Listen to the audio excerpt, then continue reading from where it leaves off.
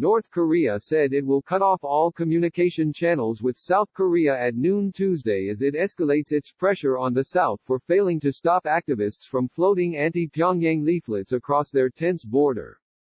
South Korea's liberal government, which espouses greater ties with North Korea, repeated that it will work toward restoring peace on the Korean peninsula in its response to the warning.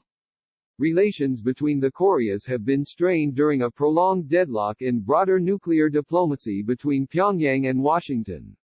Some experts say North Korea may be deliberately creating tensions to bolster internal unity or launch a bigger provocation in the face of persistent U.S.-led sanctions.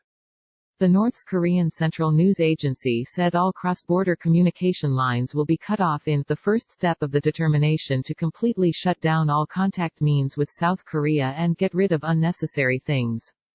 It said the decision was made by Kim Yo-jong, the powerful sister of leader Kim Jong-un, and Kim Yong-chol, a former hardline military intelligence chief who Seoul believes was behind two 2010 attacks that killed 50 South Koreans.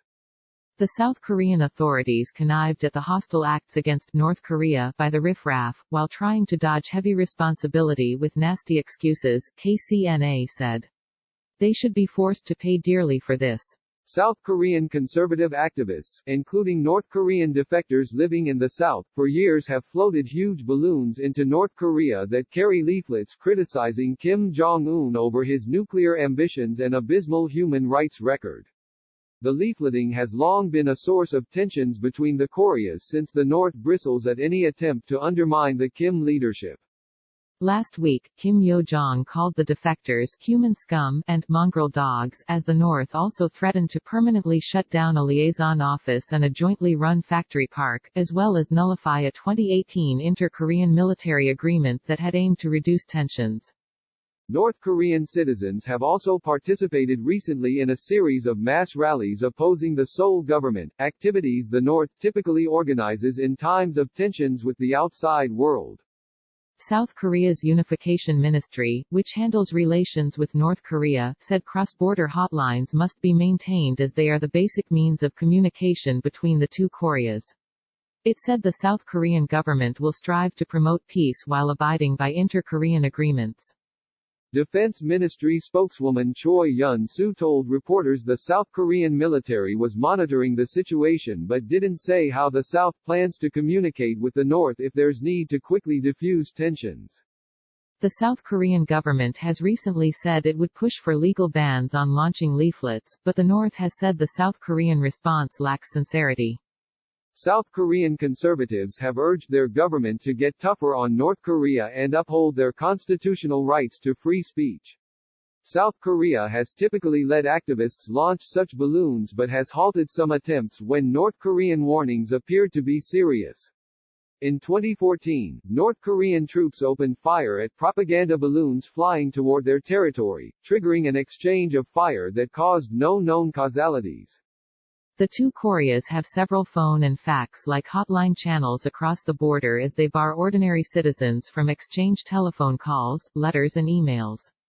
Among them is a hotline between Kim Jong-un and South Korean President Moon Jae-in, which was established after their summit in 2018 but has never been publicly used by the leaders. Officials from the two Koreas usually exchange brief messages twice a day via lower-level channels to check whether they work normally, even if there are no major issues between their governments. When South Korean officials contacted North Korea via at least 4 channels on Tuesday morning, North Korea didn't respond, according to the South Korean government. It's not the first time North Korea threatened to cut the channels.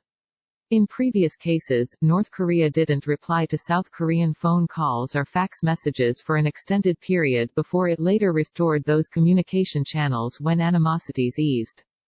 North Korea has suspended virtually all cooperation with South Korea as its nuclear negotiations with the United States remain stalemated since the breakdown of a summit between Kim Jong-un and President Donald Trump in early 2019. A main sticking point in the U.S.-North Korea diplomacy is a U.S. refusal to lift much of the crippling sanctions on North Korea in return for limited denuclearization steps. North Korea has slammed South Korea for failing to break away from Washington and for not restoring massive joint economic projects held up by U.S.-led sanctions. Kim Jong-un has recently stressed the need to bolster his domestic strengths to withstand the sanctions. But many experts say North Korea's already weak economy must have deteriorated further when the coronavirus pandemic forced it to shut its border with China, the North's biggest trading partner and aid benefactor.